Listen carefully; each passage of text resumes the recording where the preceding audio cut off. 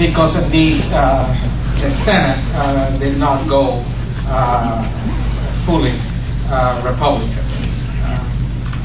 But in the House, at least 67 seats went Republican. Usually, in a mid-year election, it's around 25 to 27 who change. 60 is a big number, the best that any party has had since 1948. And I have to tell you, there's probably only 15 people here that were around 1948. I was a year old. At the end of it, I think what you're going to see is a much more polarized caucuses. The Democrats are much more concentrated on the left, the Republicans on the right. The Tea Party was important, but it was not all that powerful. And what is really very, very apparent is that there's not much of a political center. I spent a lot of my time in the South, in Louisiana particularly. We are accustomed to blue dog Democrats, people who are the center of the party, fiscally conservative. They get killed. The blue dogs get killed by the Republicans. Therefore, if you at times sound and act like a Republican, might as well be a Republican. And I think they lost a great deal of that. And they come from the South, significantly. There are blue dogs like Mike Thompson in our area, but there was a move to the far right. And clearly, for the blue Democrats, there's not much future for them in the Democratic Party. Some center Democrats who move away from the Obama administration did well. Governor Beebe in Arkansas, Governor McCuan, who's the new senator in West Virginia, who are clearly as close to a Republican as a Democrat could get. They got elected and did well.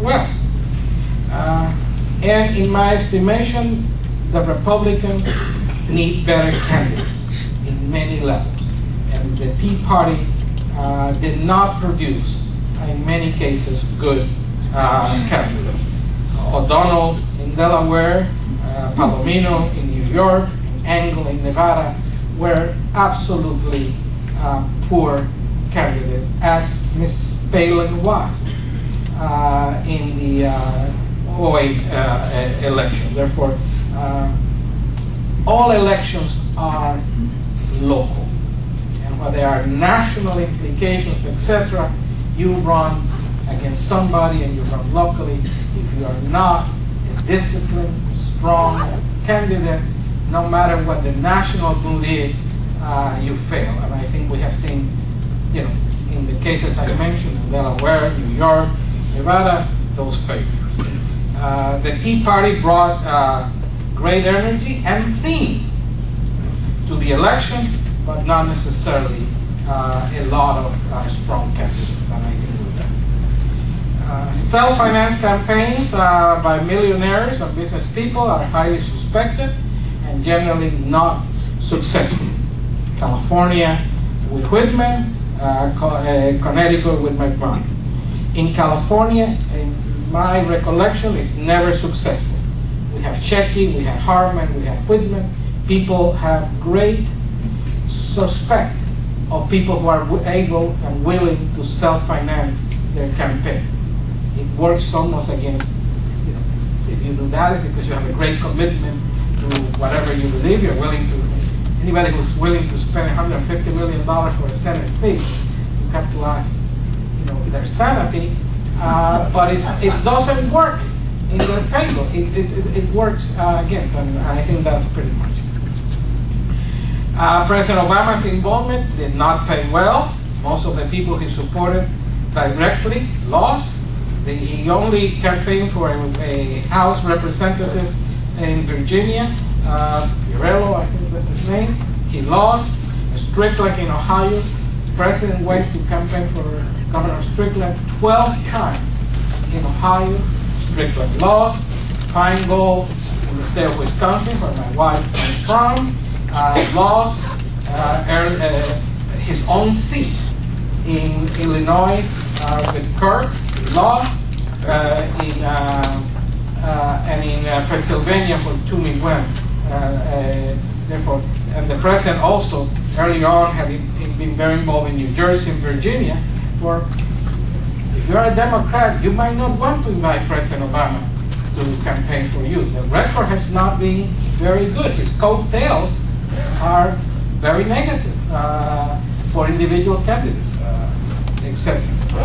I think the theme was the economy, with healthcare being a part of that.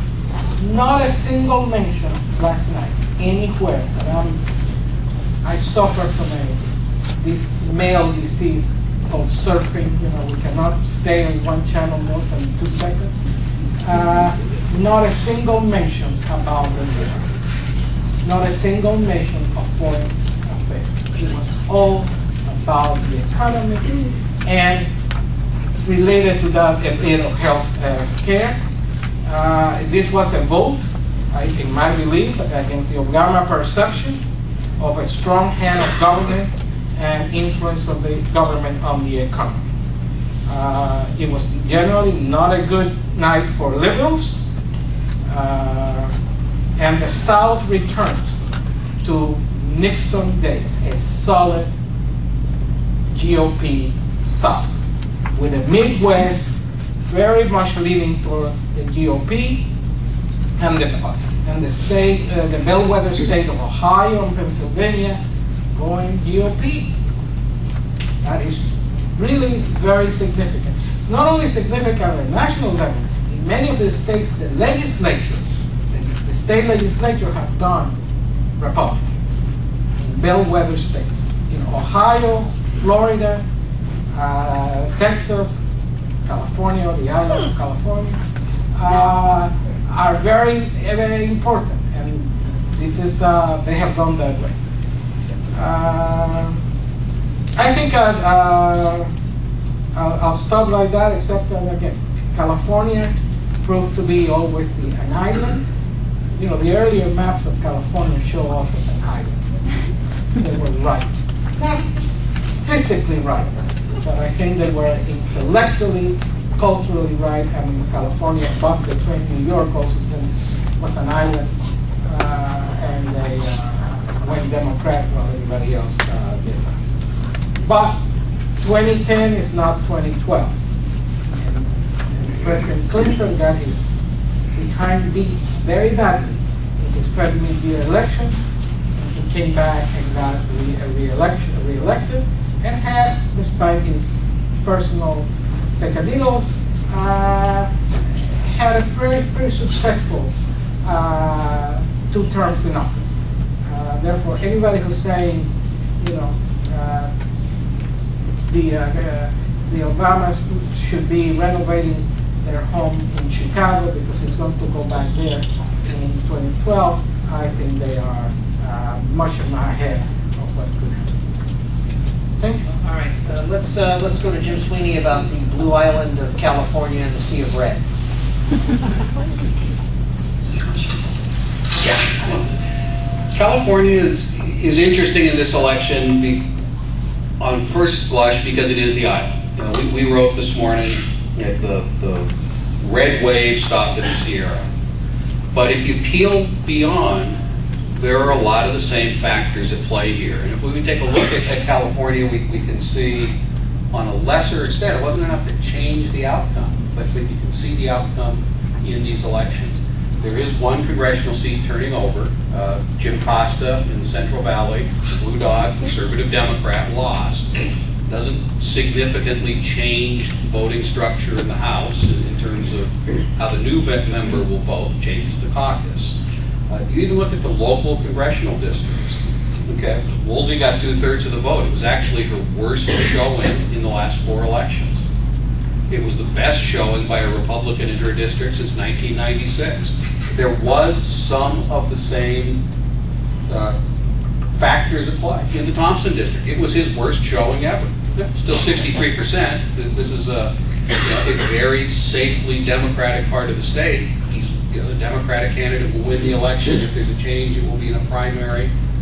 But you can see the numbers there if you take a look on the margins. Statewide, I think you take a look and you see the divide in the politics. California is a left-leaning, but really not a hard left state. You would think that listening to some of the East Coast analysis, but Meg Whitman defeated herself. You look at the exit polls, it wasn't a great wave of enthusiasm for Jerry Brown. I think as Democratic nominee, he started as the front runner, and she was $160 million, unable to overcome that. And we talked about the big money candidates don't tend to win in California.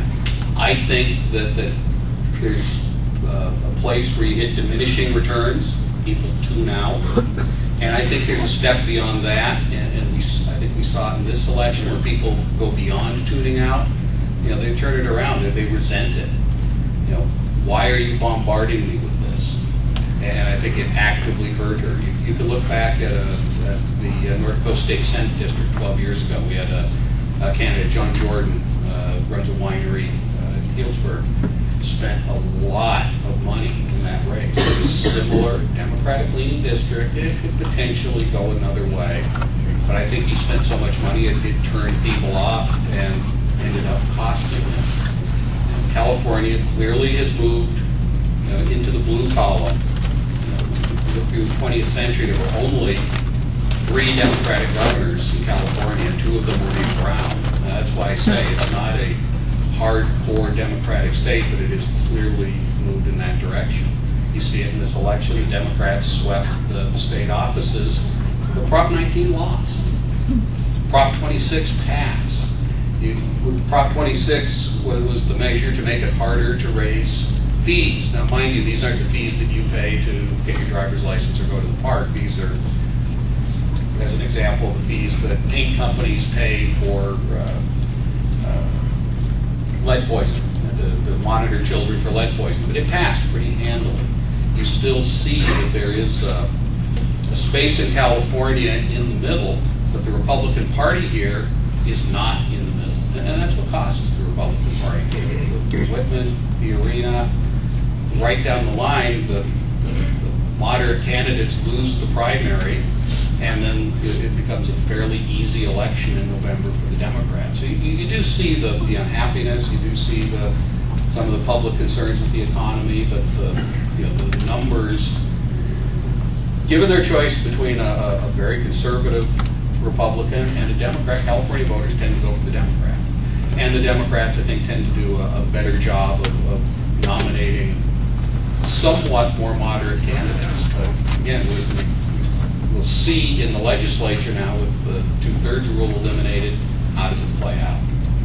We'll see with the next redistricting, it's going to be taken out of the legislature. How will the districts change? We'll see with open primaries. Does it move both parties a little closer to the middle? And how does that change the politics? And that's going to be significant in other states.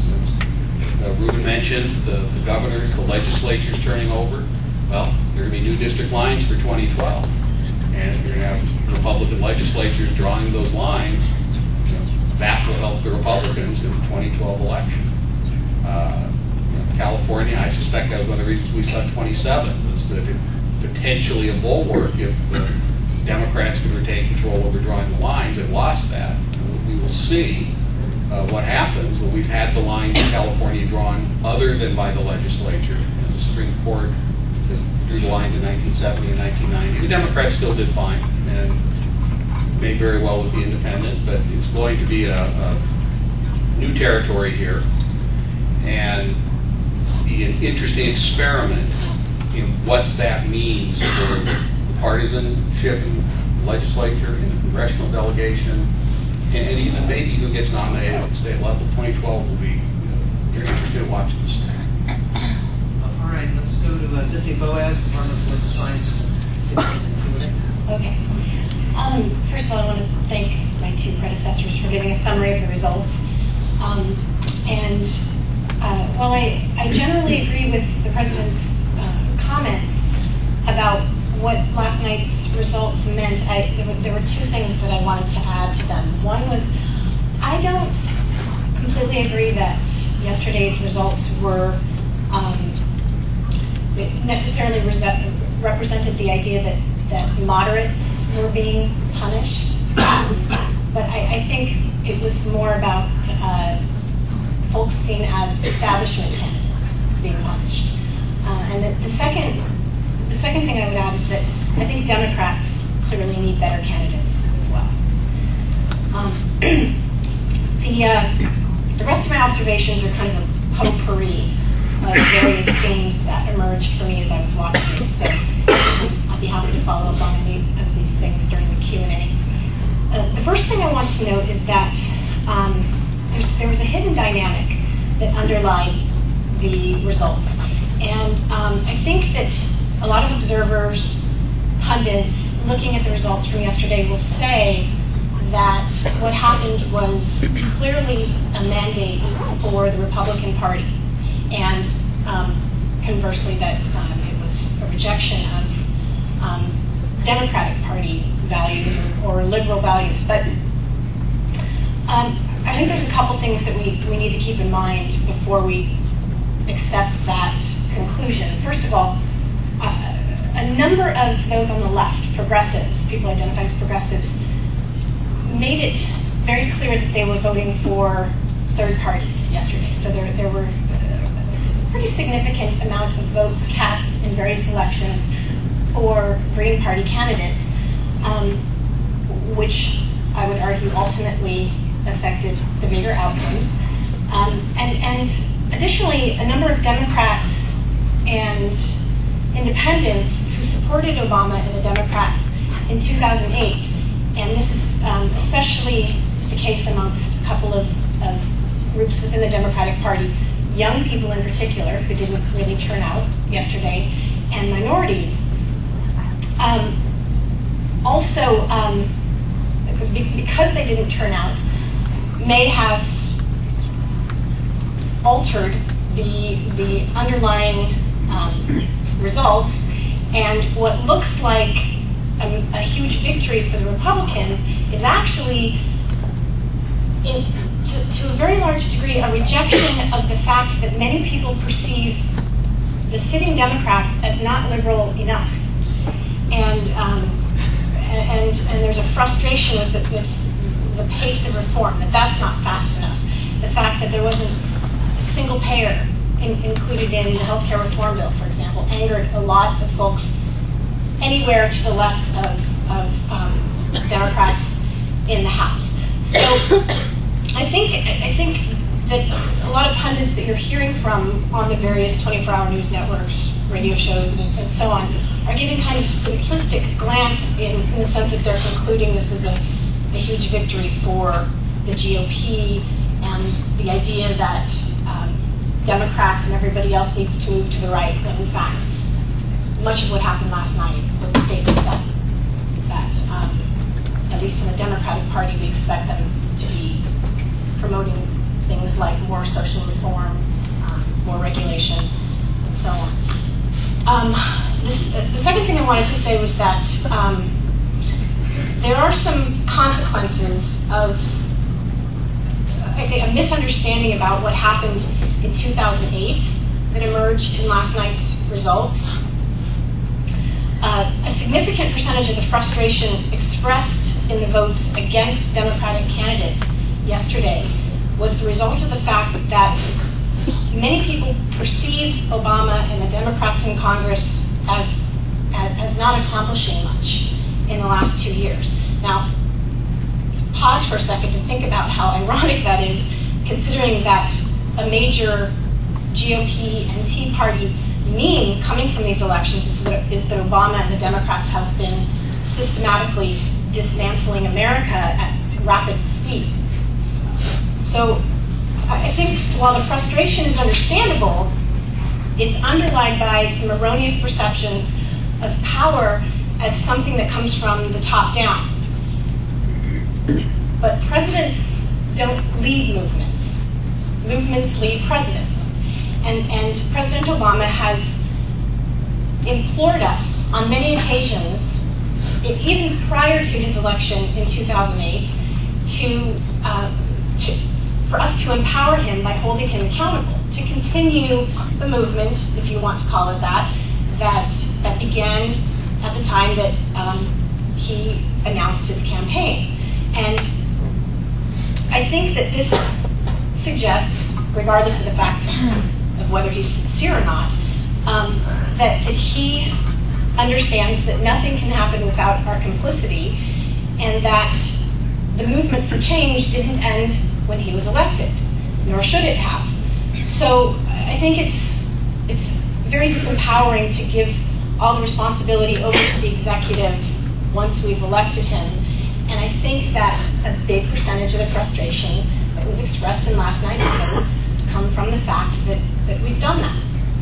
And then the last thing I want to talk about quickly is the role of corporations and corporate money in yesterday's elections. I find it kind of surreal that very few pundits have thus far failed to mention in their analysis the role of the Citizens United decision in the results.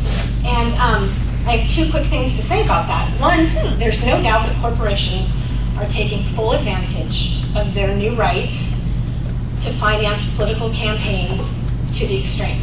And there are a number of candidates who won last night and some who came very close to winning that illustrate that.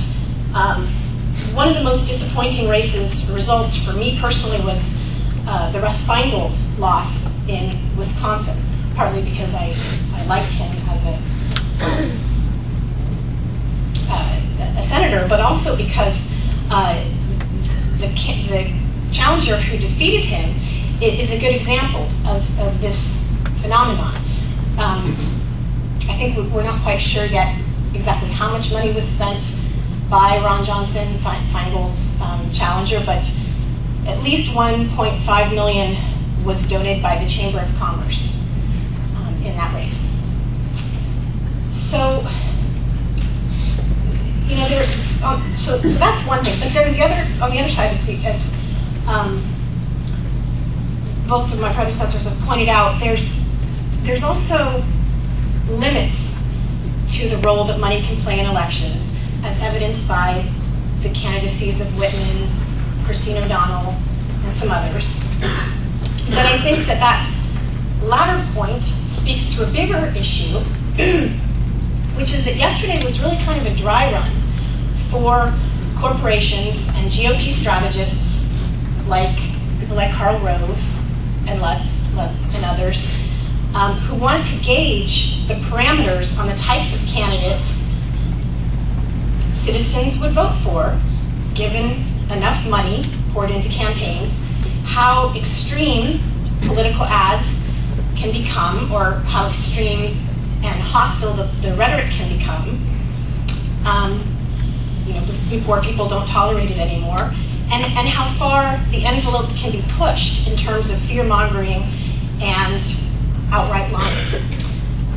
So, right now these strategists are poring over the results in places like Arizona and Ohio on one hand, where there were victories for these strategies, and then in Nevada and Delaware and New York on the other, where there were failures. And then lastly, I want to say that all of this is complicated by a very real rift within the GOP between more mainstream Republicans and Tea Partiers. And I suspect that folks like John McCain and John Bonner, as the incoming speaker, are going to have a pretty low tolerance for the role of the Tea Party in legislating. But that being said, I just feel like I have to give both sides of the view here. Another big pattern that emerged yesterday is that Republicans are being rewarded for their clear accommodation of their extremists, namely Tea Partiers and the Christian right, as well as their willingness to be called things like anti-Muslim anti-immigrant, and anti-gay, while Democrats are simultaneously being punished for their unwillingness to accommodate their extremists and their unwillingness to be accused of supporting things like social programs, being called socialists, supporting labor and unions, and advocating for more regulation. All right, let's go to your questions. And yes.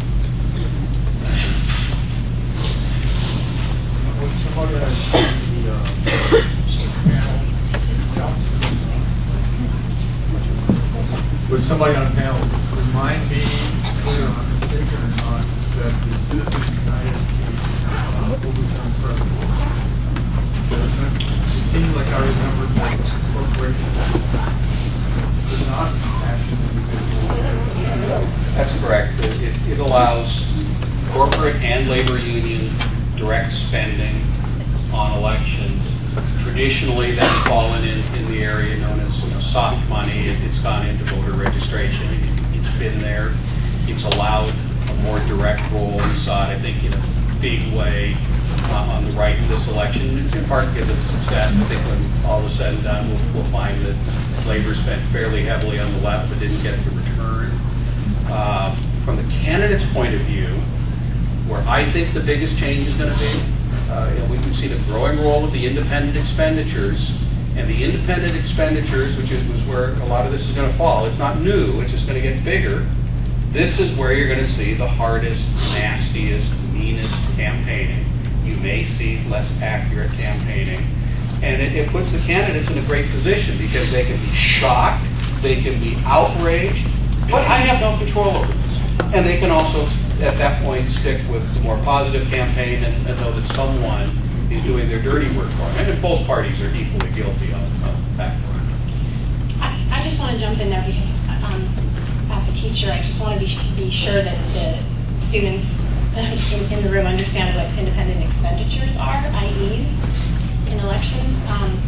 They are, it's money spent on behalf of the candidate by an organization. So the candidate does have to claim the expenditures as part of their campaign spending, but there's also a distance between them and those entities that are spending the money on their behalf. Okay, another question?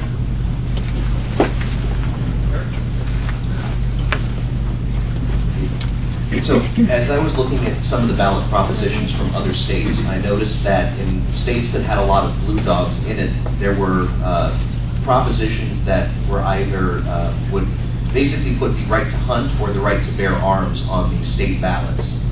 What, if any, impact do you think this had in getting out the vote of Republicans to unseat the blue dogs? It is designed to get out a specific type of vote. Proposition 19, the marijuana proposition, was partially designed to get out the young people's vote. That have not worked as well as expected. I suspect that right now, before 2012, there's going to be in California 8 or 9 propositions specifically designed to get a group of people out to vote.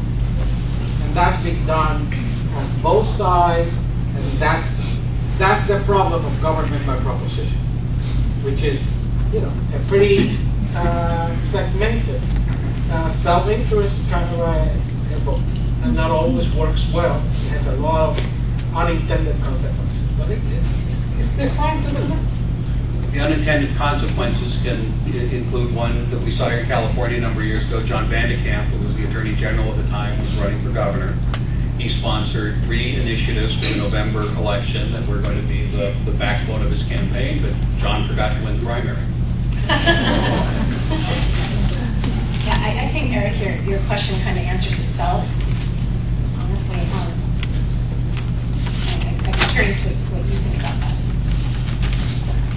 Is that your perception? He's one of our most participatory students in the political science class. I don't know because the states where he was on the ballot, like Wyoming, Utah, Arkansas, one, it overwhelmingly was yes.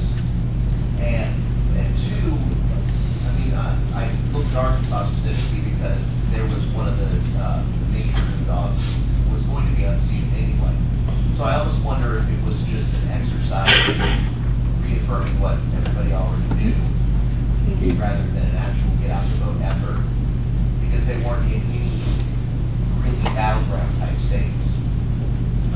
Ballot measures, just as a point of information, can raise turnout in a general election by about 3 or 4 points, and in a primary by about 1 or 2 points. So in close races can pay big dividends. And as I was mentioning about ballot measures for 2012, you expect to see immigration as an issue in California. Bill, did you have a question? Yeah, we saw Bill Clinton take, 2 years later, second term. We have a parallel here. You have the Tea Party faction. Comment on the parallels. Could you repeat the question? The question was about Bill Clinton suffering a similar loss in 1994 and then coming back to win the presidency. The compounding factor in this election being the Tea Party. What role, how that may be somewhat historically similar, but at the same time different, distinctly in 2012. President Armiñana? Bill Clinton was a lot more humble about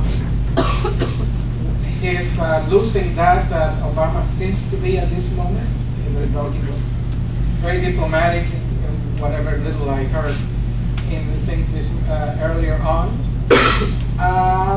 I think it's, the Tea Party, like I said, brought a great deal of energy and themes to the Republican Party. I'm not sure at the end with Marco Rubio, who happens to be a fellow Cuban American, and there are some particularities to that kind of a vote in Florida, etc. Three candidates running. The guy who should have won the nomination, the Governor Chris, couldn't get the nomination. Like I said, that's why all these things are local. But I'm not sure that the Tea Party has that successful yet as a truly organized, delivery mode for a party. And I think the Republicans are going to have to worry somewhat about the Tea Party because I think they're going to be very impatient with whoever is in the job, and they might turn against the more established Republican Party. And what happened in Connecticut, Delaware, and then they selected absolutely a horrible candidate. Chrissy O'Donnell probably should not be elected dog catcher. To start with. But I think that it's 2012. It's a long ways away, and the dynamics I think is going to be done extremely about what happens to the economy. In Clinton's time, the economy got better, and he tackled welfare reform. And I think that was what moved him to the. There's a distinction between this outcome and 94 that I don't think portends well. 94, the Republicans took both houses in Congress, and that put them in a position where they had to produce legislation. They had to work with Clinton. Clinton was prepared to work with them. The economy improved. It ended up working in Clinton's advantage. Last night, the Republicans only took the House. And I'll offer you a scenario here that I'm afraid we're going to see. And that's that the House can pump out a lot of legislation. The rules are such that the majority party runs the show. They can repeal health care, they can cut taxes, they can cut spending, they can shut down programs, and the Senate will stop every bit of it. And you'll see a couple of years with very little happening. And you may end up with a repeat of this year's election, which, in a lot of ways was pretty ideological. It was economy-driven. Really good piece this morning on the op-ed page of the Washington Post. Mohammed El-Arian, who wrote "When Markets Clash," takes a very much direct look at this, the difference between divided government in an economy that's going okay. There's a school of thought the government gets in the way. But this economy is not going well. If you take a government divided in three pieces, and I'm not sure the next 2 years are going to be pleasant for anyone. Yeah, really quickly, I want to second all of that, and I completely agree that Obama is in a much more precarious situation and under greater pressure than Clinton was in 1994. I appreciate the question because the first thing I did when I woke up this morning was I tweeted on Twitter, "Welcome to 1994." But I do agree that there are some distinctions, and I would just add to the previous comments that the opposition today is a little bit more divided itself, but it's also more vocal and seems to be a little more capable of mobilizing. And because the Republican Party is more accommodating to their extremes, I think that could be potentially problematic. And then the other variable here is that the president himself has failed to really to articulate in a way that the American public resonates with the existential crisis that we're in. And it's kind of ironic given that during his campaign, the criticisms of him revolved around his cerebralness, and his high rhetoric. But thus far, he seems to be more interested in the pragmatic day-to-day of policy making and hasn't really talked to us about what this existential crisis is and how we get out of it. And I think that has people feeling very demoralized. Whereas I think that Bill Clinton did a much better job of articulating that for the American public. And so there's still a window of opportunity here, but it's closing. In 94, remember, the Republicans with English became very arrogant, and they closed government. And Clinton used that very effectively, and they lost the Republicans that control. So you have to be careful when you now control at least one house, not both, about how arrogant can you be. Back to the economy. This morning, in the webpage of the New Republic, John Judas has an interesting article where he asserts that this current economic slump is not one of the typical cyclical recessions that we've seen since World War II, that it's much more like the Great Depression of the 1930s or the collapse of the 1890s. And with monetary policy being relatively ineffective, interest rates are down near zero, they can't do much there. Fiscal policy, stimulus spending ruled out by the reluctance of the Democrats to go any further with that very unpopular policy, the position of the Tea Party people. There's almost, and consumers being way in debt still, taking a long time before they're going to be spending again. Business is not going to spend until it sees consumers starting to spend. Government being unable to provide that stimulus. We could be in a very serious economic position, more like Japan, the last decade of Japan, with zero interest rates and nothing happening to change in the economy, and no clear technological advantage coming up to reindustrialize the economy and provide new areas of employment. I mean, how do you see this happening? I mean, both the Republicans and the Democrats are going to be very frustrated by this situation if that is indeed the case. That's the case that Paul Krugman has been making for quite some time. And I don't know, I think those are really legitimate concerns. I think what might be interesting to watch is the UK. You had the coalition government elected a year ago.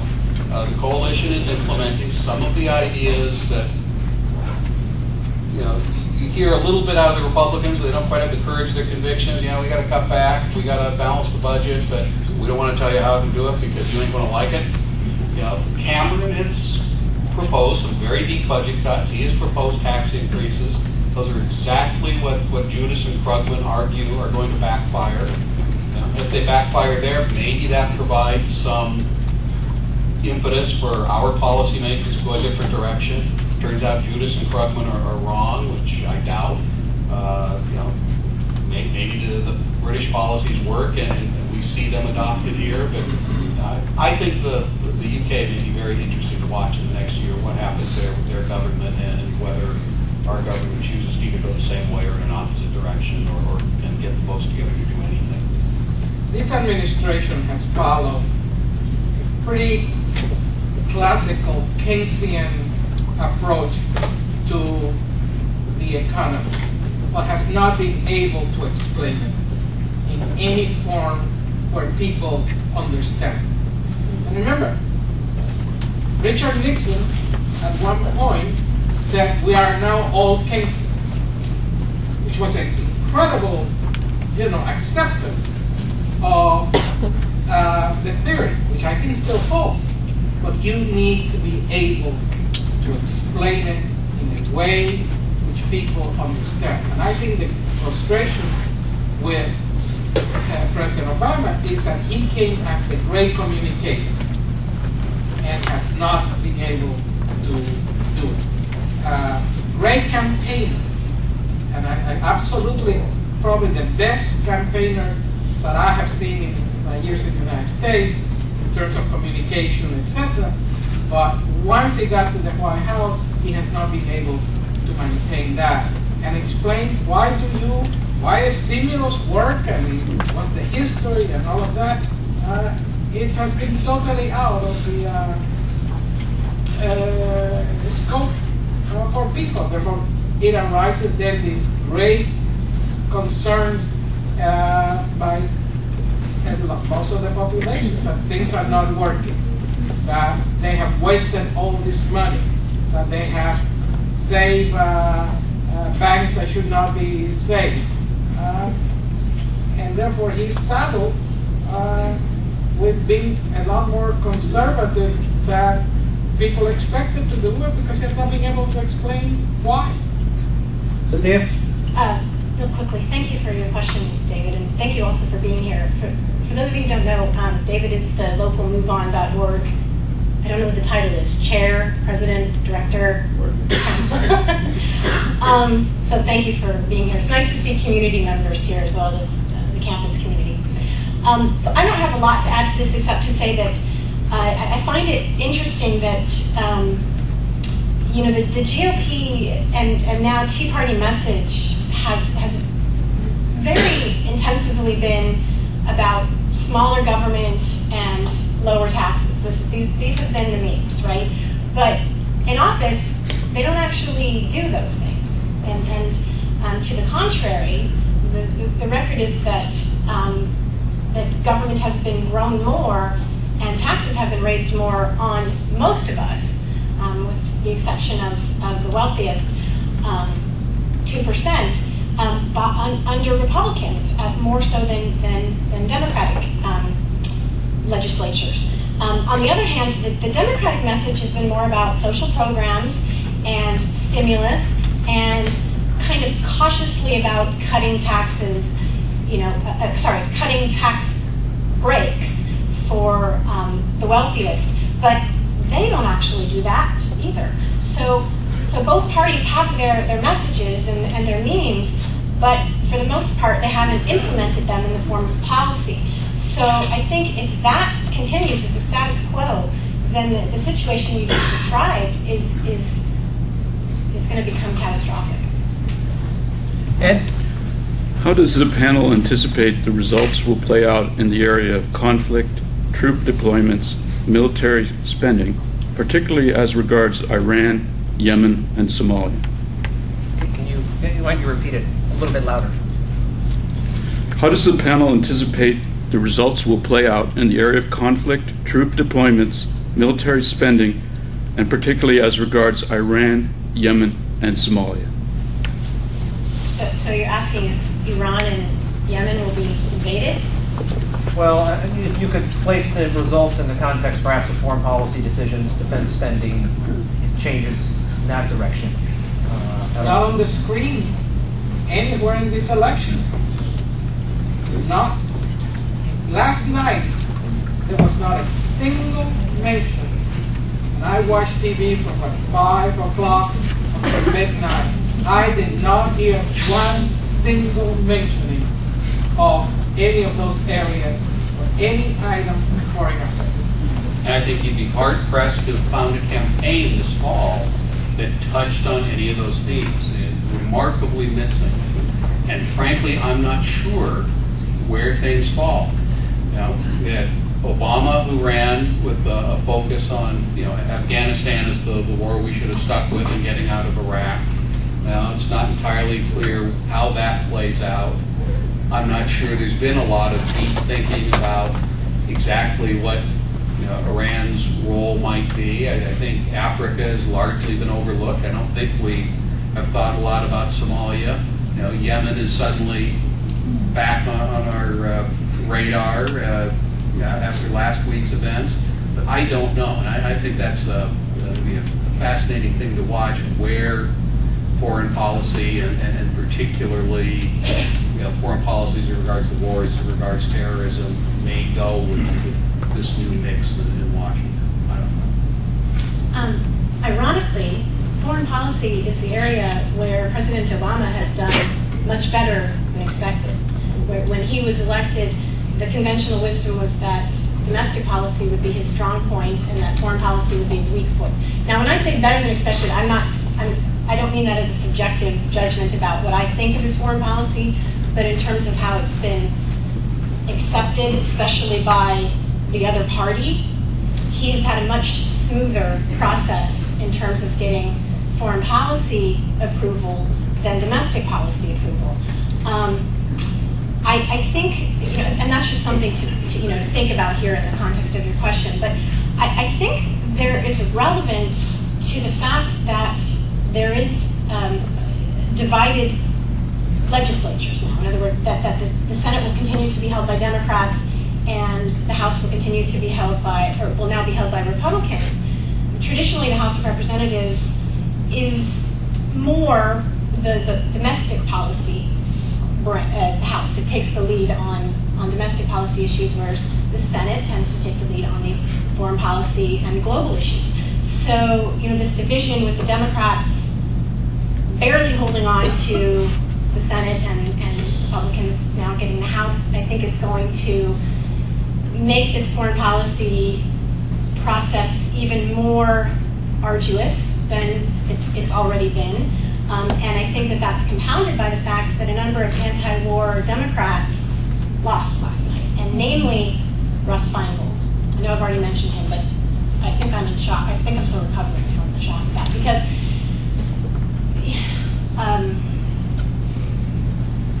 and I apologize if that crosses over into advocacy, but my real concern here is that that there has to be somebody acting as a loyal opposition in the context of the legislature. And Feingold has had a history of doing that both with the Republican Party, but also with his own party, the Democrats. He has been known as the individual who's singled himself out as willing to take a pretty vocal stand against even his other party members, and risked his political career on several occasions because of that. So I think it's unfortunate in the sense that there are fewer and fewer voices in the Senate now that are going to be able to stand up and take that role as loyal opposition, asking the rest of the body to deliberate a little bit more seriously about some of these issues. To get something to the floor to be voted on is going to require getting a more significant number of Republicans, and not just Susan Collins and etc. Just two. That makes it very different dynamics because of the different rules. And what you might not see is, for instance, they're talking about repealing health care. That might pass in the Senate in the House, but it might never get to the vote in the Senate. Because nobody has that 60 vote. Therefore, I think that how the game is going to be played is different from as it was before. Question for Mr. Sweeney. A high proportion of your Press Democrat endorsements seem to have been elected in this election cycle. And I'm wondering if you want to make any specific comments about any of the specific city governments or the county board of supervisors on what impact you think the new folks will have on governing. I'm not sure the endorsements can be attributed to the outcome or the outcome attributed to the endorsements. On the local ballot, I think the thing that surprised me most was the outcome of the 2nd Supervisorial District. I mean, it was pretty decisive. I thought it would be close, and frankly, I thought Pam Corley would probably win with reasonable turnout. This is not a bad turnout election, and so that surprised me. How that plays out on the board is going to be very interesting in the next 2 years. And we'll see exactly where David Rabbitt falls. I mean, he's a moderate Democrat, but how, he was opposed to the quarry proposal and the asphalt plants. How does he really play out on the board? Clearly, we have an idea of Shirley Zane. She's been around for a while now, most of the year. She'll be the most progressive member of the board. We're going to figure out about Mike McGuire. He was supported by both sides in June. Where will he fall on the hard votes? That's going to be interesting to watch. Is Valerie Brown going to run again in 2 years? How does that affect things on the board? And although the board election, like all good elections this year, was jobs, jobs, jobs, frankly, the Board of Supervisors has next to nothing to do with jobs, jobs, jobs, because in Sonoma County we have very strong general plans pointing our growth and development to the cities. We see a turnover potentially on the council in Petaluma. I mean, it's a 3-to-3 split. I think the most interesting politics in the next few months is how does that 6th seat get filled? And I don't think I see the votes for a special election, and it might be hard to get a 4th vote that will tell us what's going to happen in Petaluma. Santa Rosa, the result was a little bit more clear cut. What does it mean? Does Lowe's come back and ask for a second chance? I think it would be interesting to see. I know we got beat up a lot on that issue, so I'll remind everyone we oppose Lowe's. How does it play out? How does it play out in the contract negotiations? In the past in this county, here in Roanoke Park or across the street when you get into Roanoke Park proper, the public safety union has been a big player in politics, and they got their heads handed to them last night. Meanwhile, the public safety unions did a little better in Santa Rosa and Petaluma. Now, there's seemingly been a promise to, we're ready to sit down, we'll talk to the city, we'll do anything, let's fix all the problems. And I think that may be the test. What concessions are there on the pension issue with Santa Rosa Police, the rank and file cops? And does the city have to make concessions? I think what the city is going to want is 2 tiers. And they're going to want the police for the first time to pay a share of their own pension. What does it cost them? And I will be curious to watch. I don't think it's going to be an easy negotiation.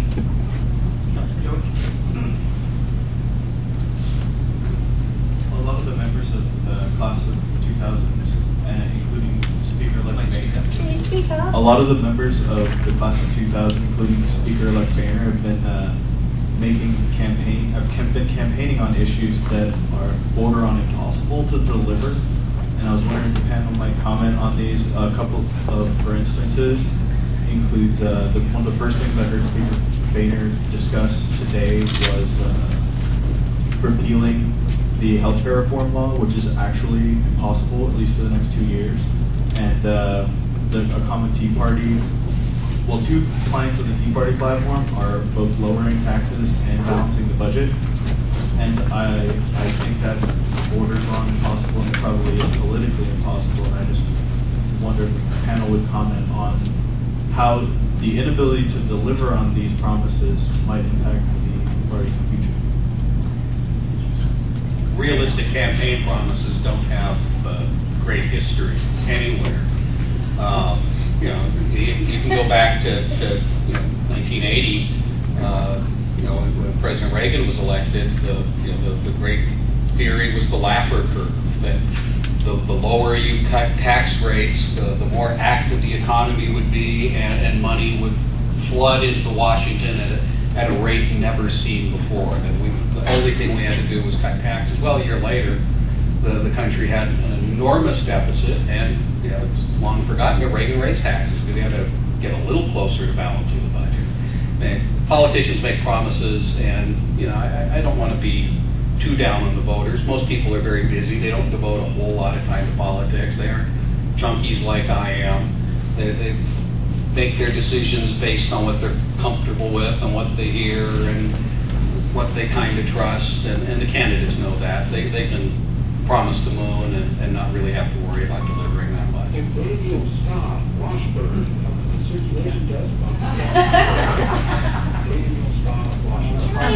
I would also add one other thing that the incoming speaker has advocated. I don't know if he's continuing to call for this, but he has advocated for repealing parts of the 14th Amendment.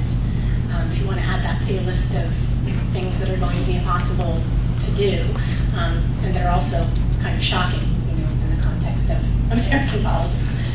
But that's a good point. We may actually see that. Yeah, the Republicans control the majority in the House. Lamar Smith from Texas will be the new chairman of the committee. Committee chairmen decide what's on the agenda.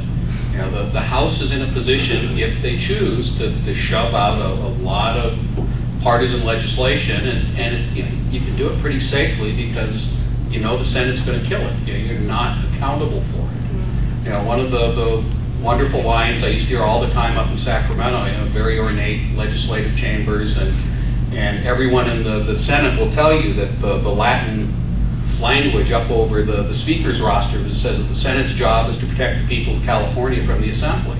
And there's a bit of truth in the attitude. It's not going to go through, why not score some political points on it? I mean, I know it sounds very cynical, but politics is a cynical business. Yeah, that's a good point. Okay.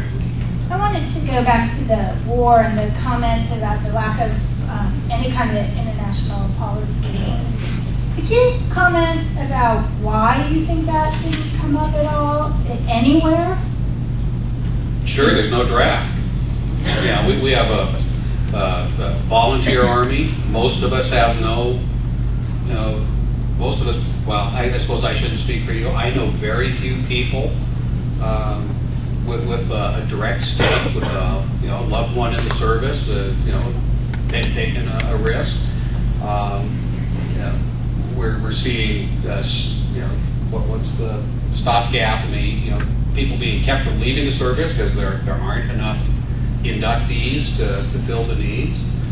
Not a lot of people are affected by it. We're all affected by the economy. It's easy to ignore. I'm not sure I'm necessarily advocating for a draft, but I'll guarantee you it would move the wars and issues like that closer to the forefront.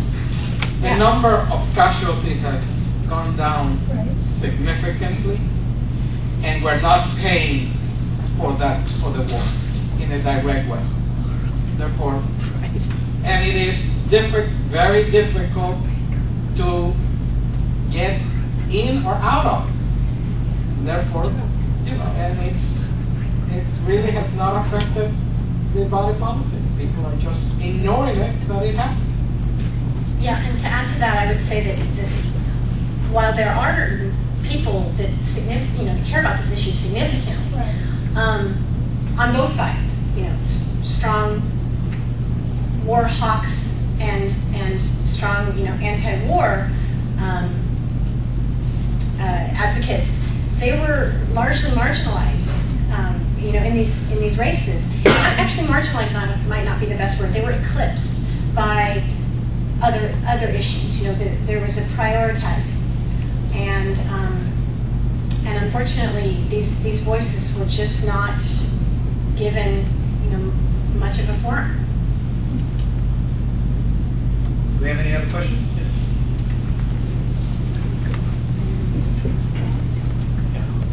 what are the prospects for immigration reform, piecemeal or comprehensive?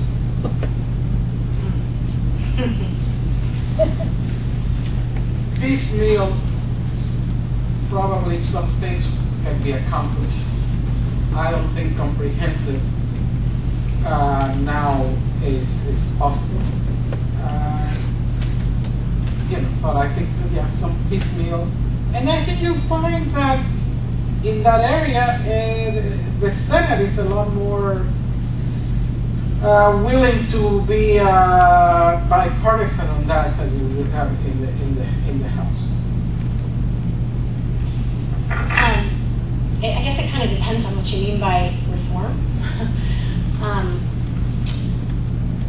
A couple of strongly anti-immigration candidates won last night, including Jan Brewer, who she was the one who made the claim that there were beheaded people found in the desert. That there's gangs of Mexican immigrants roaming the deserts, beheading people, which she then had to later rescind. Did Tancredo win last night?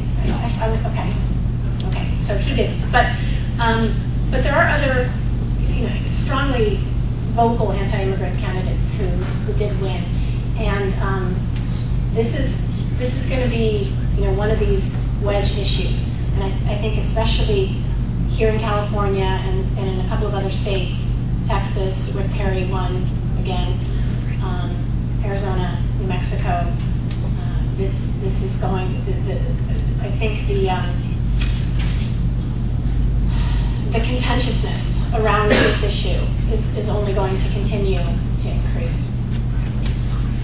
As a note from the California exit poll, voters in the governor's race were inclined to support a path to legalization. I think another thing that hurt Whitman was the issue with the housekeeper. I mean, it looked bad. You're a member of the family now. I don't know you anymore. Whatever the position on immigration was, I think that probably didn't play well. But the exit poll result was interesting. I think comprehensive will be difficult. Ruben's right that more room in the Senate. But again, it's a wedge issue. Candidates like wedge issues. Sometimes the solution is a bad thing when you're in the politics business, because you can generate support, you can generate money, you can generate public interest. Sometimes harder to solve it because then it goes away. All right, why don't we end there? I want to thank our panelists.